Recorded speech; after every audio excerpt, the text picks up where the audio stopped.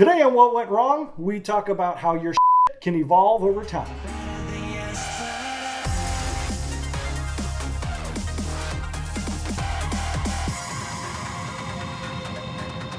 Hi, I'm Brett Mauser, and I've shot over 40 feature films, and some of them have actually been on film. Yeah. One of which was a film in 1997 called Return to Innocence. Yes. It was a feature film, and working on film I will never do again. Oh, God. Not only is it so outrageously, incredibly expensive, Yeah. but it's so tedious and time consuming. And with film, you especially the way we were shooting, sometimes you can have like 1,600 feet of film, which will be 15 minutes or so. I can't remember the exact times. Right. I think I had 100 foot or 300 foot rolls of film, something like that. I can't remember the timing at all. But I'd get 3 minutes at a time. So I would shoot for 3 minutes and then I had to change the reel out. I remember that. And since you don't have any money, you can't develop the film the same day and then look at the dailies and see what you got. So we had about a week and a half that we shot the film. We used to shoot the film. Right. Shot the film in its entirety and then had to ship it off and get it developed, get it back. And I didn't have a projector, so I couldn't watch the film to see what I had. Had to transfer it to a 3/4 inch videotape, and then I edited on that 3/4 inch videotape. So I didn't know what we got for a month, until a month after we shot it. And one of the reels came back, and it misaligned and lost the whole 3 minutes of film. Oh, wow. And it was the time. It was where my character, who I was playing, William Sloan at the time, meets the girl of his dreams, meets this girl. Yikes. Kind of an important scene. And it was that scene that we lost. Now, Return to Innocence is about a guy named William Sloan, and he's a professional killer. And it starts off with his buddy, Jeff Stantz, driving him somewhere in a car. That sounds familiar. Yeah. And he's been shot, he's dying, and he wants to get to the only woman he ever loved to say he's sorry. Right. And there's a lot of great dialogue between Jeff and Will. That was fun. In there. It was great. It was fun. And I think we shot all that stuff in a couple hours in a garage. And it was very hot. I remember that. We were in your truck. And I remember we pissed off the director of photography because we were joking and kidding around and laughing while they were waiting to get the camera set up, and Ty was dealing with the audio because we had to record when shooting on film. You have to shoot the film. Yeah. And then we had that big reel-to-reel audio recorder. Right. So the audio would go into the audio recorder, and he'd capture it on film, and then we had to sync it up later. Right. Now the camera we had was so loud, you could hear the camera running on the audio. So we would have to record the audio after we shot we shoot the film, and then we just play the scene again, just recording the audio. But in the car, we didn't have to, because when we were inside the car and the mic was in the car, you couldn't hear the camera outside. And we were joking around and laughing, and I remember that was a syphilis between friends. Was a little syphilis between friends. And Ty's laughing his ass off, but apparently we just really pissed off this DP, and then I think he wound up leaving the set after 3 or 4 days.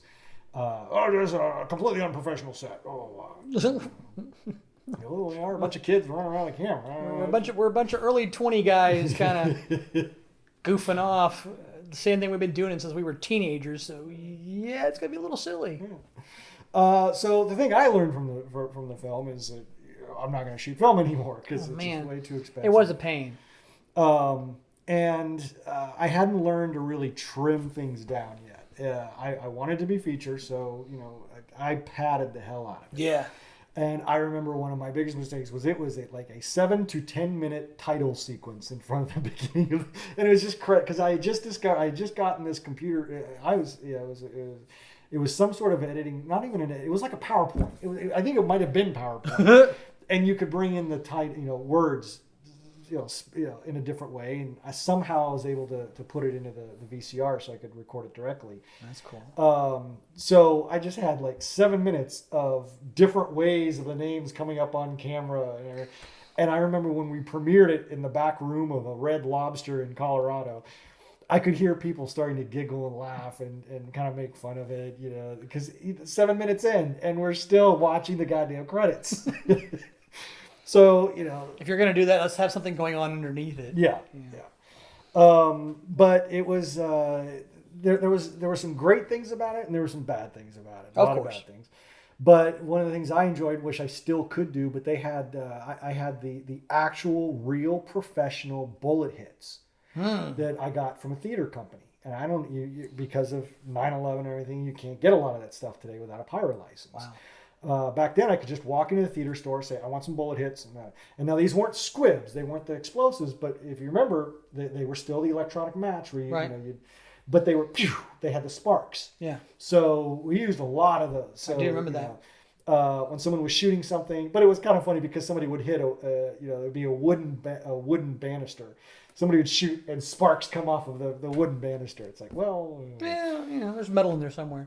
so it was cool to be able to use that and not have to do it digitally and have those real sparks, and that was really Practical effects are usually best. Yeah. I mean, I hate to say it, but they really, really are. Yeah. And now this was the time before airsofts, before the little BB guns that looked really real, Right.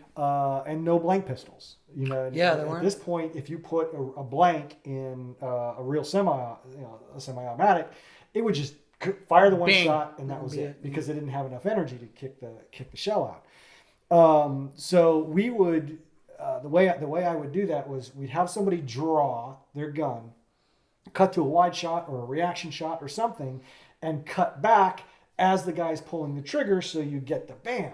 Right.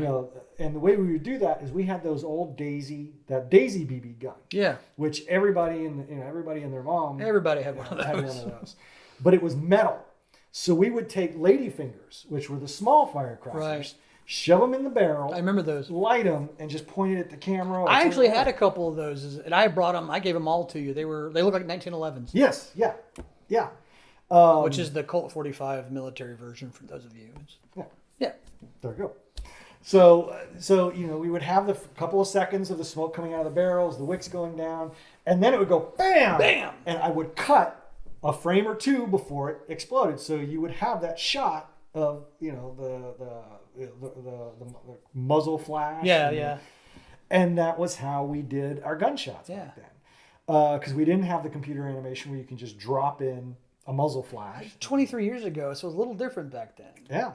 So, and we, and Trey and I in one of these episodes talked about the actual bullet hits where we would do that. And I remember Ty and I think you were there we were trying to get, you were there because it was a scene where you shot somebody in their head. They were supposed to, the bullet was supposed to, and they went against the wall. And so we were at the firecrackers. We did the firecracker thing with the bag. Right. So we were like, well, how are we going to do this? Okay, well, we got to put the firecracker in the back of the guy's On a guy's head.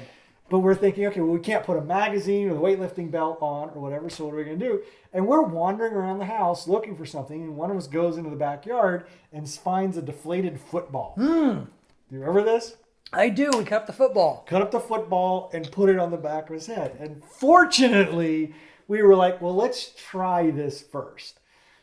We still tested it on the back of the guy's head.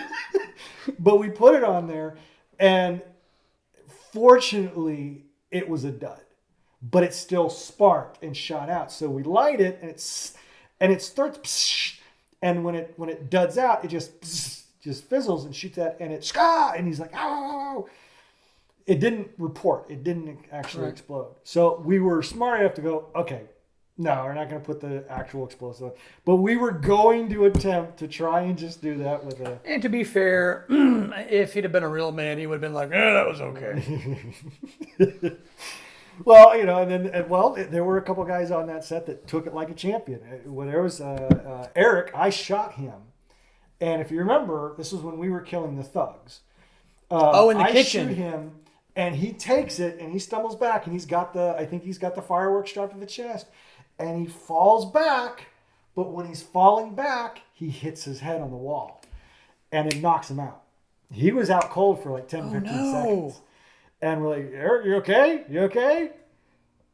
Uh-oh, Eric? And he slowly starts coming to. He's like, oh, I'm good. And he stood up. He's like, do we need it again? We're like, no, we're good. What a trooper. Yeah. So, you get both. You want a job, buddy?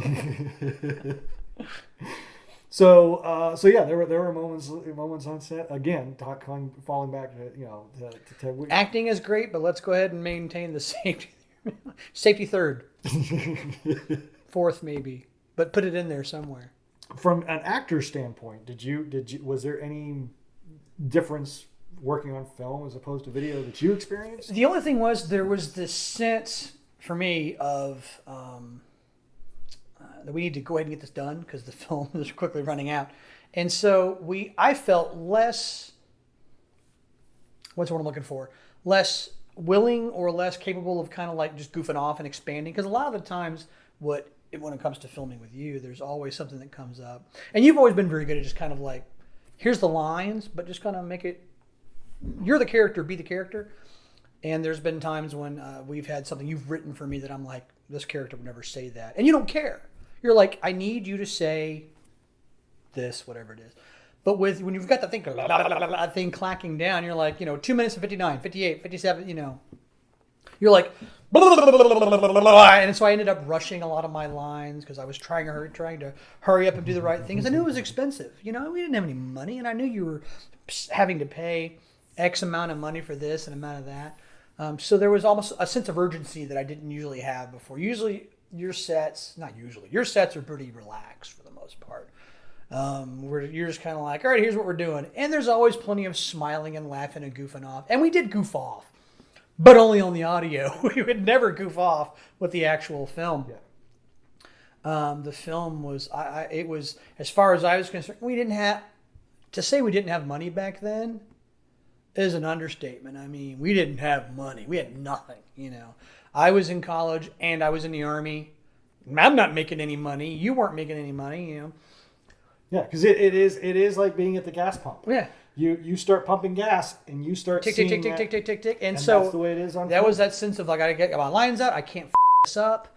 So it was a little more stressful than any other set I've ever been on. Not so much that I'm like, but it was definitely a sense of urgency and get this done and don't fuck around and just kind of whatever else like that, which is not really like a Brett Mauser set. We're pretty goofy. Yeah. I like the goofy. I don't like making films. This is a newsflash. I hate making films. I don't enjoy it at all. I don't like, there's hardly anything about it that I like. I don't like watching it. I don't like doing it. No. But if you say, hey, you're going to come down and do a thing, I get very excited because I like goofing off with the actors on the set. I like the camaraderie we have. I like the way we do stuff. And I just simply want to do what I can to help you out. But that was really the only thing on that set, I guess, was different. Everything else was still you and me and us doing stuff. Some of the things you wanted me to do, I was like, you want me to what? That was also with the Bad Mojo Graveyard. Mojo Graveyard. Where you were like, we're going to go to this little town of Silver Plume, which you might talk about as far as a thing. We're going to this thing and we're going to film in a graveyard. And I'm like, I'm sorry. I thought you said we're going to film in a graveyard. You did say we're filming in a graveyard. Cool. No, I'm fine. That's cool. No problem. That's great. No, I'm totally okay with that. That's a great idea. That was really, I guess, the only thing was there was that sense of urgency and sense of concern on my part about get the lines out, don't f it up. This is costing Brett a lot of money, and you need to do what you need to do to make this, because this is the one, and so to make this work for Brett. And so there was that. Past that, that was it. Yeah. That was my only real concern. Yeah, and from my end, it wasn't so much the money as ticking down. That wasn't as much of a concern for me. I mean, because I knew how much footage I had, and I would just kind of like, okay, it's already paid for. It's that, and you can't be in that kind of a mindset as a director. As a producer, you have to be. But it was my turn to be director, so I just had to get the film done. So it wasn't as urgent for me, but it's always in the back of your head. Right. It still matters. Right. But for me, it was things like lighting. And not being able to know what you had. Yeah. You could look through the viewfinder and see it, but that's where you would have your light meter. I would have to get that little light meter and click, okay, is there enough light? And you would have to hope that there was enough light in the scene. And you wouldn't know until you get that footage back whether you just got it, whether it's just black or whether it's just white because you overexposed or you Ugh. underexposed. And you just don't know. And you had to trust that little light meter. But that came in one of the stories that I love to tell about this, because I was at University of Colorado at that time, and I had a film professor, and after we shot this film, I took it in and showed him the film, and he's like, well, there's a fight scene in it. One of the reasons that I don't do fight scenes anymore, by the way. But I was a guy who was, I was on a date with a girl, and three guys come up and they try to rob us or whatever, and there's a little fight scene. Well, he came at it from this very symbolic stance. He's like, okay, everybody was wearing white, whereas everybody in the way is really the bad guy and this. So you really juxtaposed the traditional black cowboy hat versus white cowboy hat. That was really great. And he was like, well, that's very genius because it says this and that. I was like, yes, thank you. I'm glad somebody saw that. Understood that that's what I was doing, because even at that point I had learned when someone asks if you're a god, you say yes. When someone says, are you a genius, you say yes. Absolutely, I am. The real reason that everybody was wearing white was we didn't have any lights. So here we are outside at night, and all we had were headlights. So we had all the cars pointed at the fight scene, but I wanted everybody to be wear black and be cool and everything, but I didn't know if it was going to show up. So we all had to wear white so we could stand out on the black background. So that's why it wound up being, why we all wound up wearing white. That's awesome.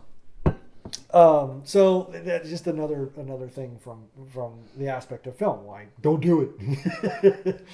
Or know what you're getting into if you're going to do it. Yeah. Know what you're dealing with. Yeah. Now, getting away from the actual aspect of the film, shooting on film, though, just some of the crazy stuff that went on. There was a scene in the Grandview Grill that we actually used in Tag. Oh, Lord have mercy. I know what you're going for. Where I'm having a conversation with the bartender as you're fighting with this girl, because I think you punched out her boyfriend or something like that. Her boyfriend came over and he got drunk or something, and came over and grabbed me or whatever. And that was one of the funny little scenes we had where we were like, ha ha ha, and he grabs me. I'm like, ha ha, son of a bitch, from Raiders of the Lost Ark. Yeah. Which is that little funny thing where he's like, ha ha, son of a bitch, when he's down the things. Yeah. Anyway, dude grabs me and spins me around and then gets his ass kicked. Yeah. And his girlfriend, who had also been talking with us, but basically it was like I got up. I can't remember if I left the scene or wham, but anyway, dude hits the ground.